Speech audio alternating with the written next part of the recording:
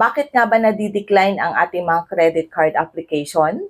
Number one reason, it could be incomplete or inconsistent information. Number two, insufficient monthly income or annual income.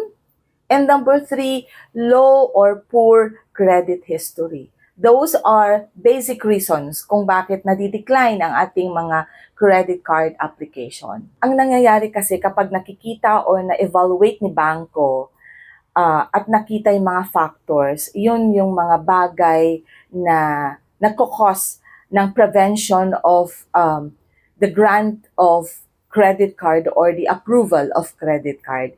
Kaya kung minsan we have to be very careful, we have to make sure that we fully and completely accomplish the application form and lahat ng mga tinatanong or hinihingi ni bangko dapat nabibigay natin.